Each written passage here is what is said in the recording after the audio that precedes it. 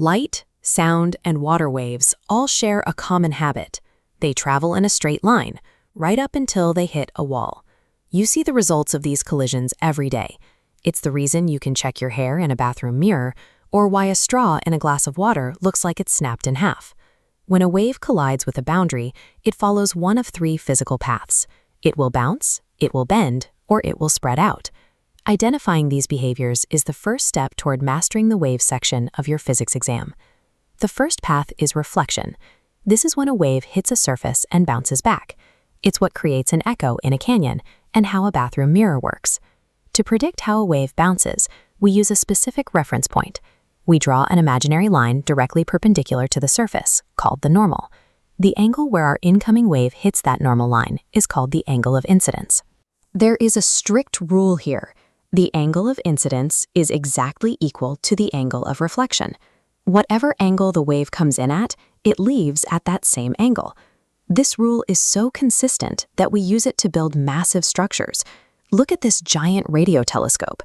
Because the geometry of a bounce is predictable, the curved dish catches faint waves from deep space and bounces all of them into a single focused receiver. Reflection is reliable geometry. Once you know the starting angle, you can determine exactly where the wave will go. The second path is refraction. This is the bending of a wave. But waves don't bend randomly. They turn because they are forced to change speed as they move from one material into another. Imagine a wave hitting a rectangular block of glass at an angle. The side of the wave that hits the glass first slows down immediately, while the rest of the wave is still moving fast. This difference in speed physically pivots the entire wave into a new direction. For your exam, remember the direction of the turn. Slowing down bends the wave toward our imaginary normal line. Speeding back up as it exits bends the wave away from the normal. This physical slowdown is what causes the broken straw look in a glass of water. The light waves change speed as they leave the dense water and enter the air, visibly bending their path to your eye. Refraction is essentially a traffic jam for waves. It's the natural result of a wave transitioning into a denser or lighter environment. The third path is diffraction.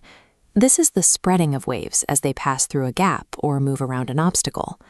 How much a wave spreads depends on the size of the gap it's passing through. If the gap is huge, the wave stays mostly straight. But if you force that wave through a tiny gap, it fans out in a wide circular pattern. This is why you can hear someone talking from around the corner of a building. The sound waves hit the edge of the wall and fan out to fill the space on your side. Waves don't just travel in narrow beams. Diffraction proves they actively spread out to reach the space behind an obstacle. We now have our three core wave behaviors. Reflection is the bounce, refraction is the bend, and diffraction is the spread. It's common to confuse refraction and diffraction. To keep them straight, remember that refraction only happens when waves change speed in a new material. Diffraction happens in the same material, triggered simply by passing through a gap. When you're answering exam questions, use the specific terms the examiners are looking for. Describe the angle of incidence for bouncing, the change of speed for bending, and the gap size for spreading. By matching these physical definitions with how waves bounce, bend, and spread, you have the clarity to answer any question on the topic.